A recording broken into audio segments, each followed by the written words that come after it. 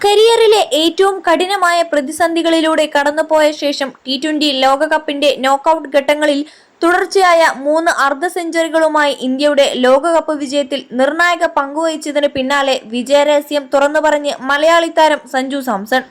ന്യൂസിലൻഡിനെതിരായ ഫൈനലിൽ 46 പന്തിൽ 89 റൺസ് അടിച്ചുകൂട്ടി പ്ലെയർ ഓഫ് ദി ടൂർണമെന്റ് പുരസ്കാരം സ്വന്തമാക്കിയ സഞ്ജു തന്റെ ഈ വമ്പൻ തിരിച്ചുവരവിന് പിന്നിൽ ബാറ്റിംഗ് ഇതിഹാസം സച്ചിൻ ടെണ്ടുൽക്കറുമായി നടത്തിയ വൈകാരികമായ ഒരു സംഭാഷണമാണെന്ന് വെളിപ്പെടുത്തി. ഇന്ത്യൻ ടീമിൽ നിന്ന് ഒഴിവാക്കപ്പെടുകയും ബാറ്റിംഗ് ഓർഡറിൽ താഴേക്ക് തള്ളപ്പെടുകയും ചെയ്തതോടെ ലോകകപ്പ് ടീമിൽ സ്ഥാനം കിട്ടുമോ എന്ന് പോലും ഉറപ്പില്ലാതിരുന്ന ഒരു ഘട്ടം സഞ്ജുവിന് ഉണ്ടായിരുന്നു. ഓസ്ട്രേലിയക്കെതിരായ പരമ്പരയ്ക്കിടെ പുറത്തിരിക്കേണ്ടി വന്ന ആ കഠിനമായ കാലഘട്ടത്തിലാണ് സഞ്ജു സച്ചിന്റെ സഹായം തേടുന്നത്.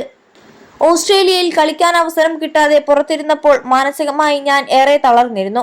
ആ സമയത്താണ് ഞാൻ സച്ചിൻ സാറിനെ വിളിക്കുന്നത്. ഞങ്ങൾ ദീർഘനേരം സംസാരിച്ചു.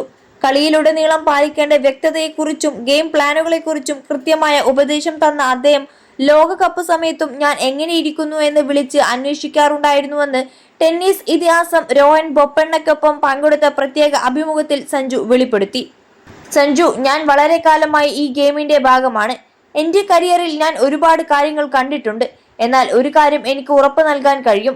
നീ ഈ കളിയോട് 100% സമർപ്പണബോധം കാണിക്കുകയും അതിനെ പൂർണ്ണമായി സ്നേഹിക്കുകയും ബഹുമാനിക്കുകയും ചെയ്താൽ കളി നിനക്ക് എപ്പോഴെങ്കിലും അത് പലിശ സഹിതം തിരിച്ചു തരുമെന്നായിരുന്നു സച്ചിൻ സാർ എന്നോട് പറഞ്ഞത്.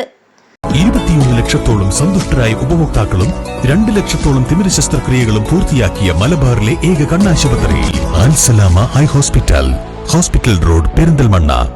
ലോകകപ്പ് ഫൈനലിലെ മാച്ച് വിന്നിംഗ് പ്രകടനത്തിന് ശേഷം താൻ ആദ്യം ചെയ്തത് സച്ചിന് മെസ്സേജ് അയക്കുകയായിരുന്നുവെന്നും സഞ്ജു പറഞ്ഞു.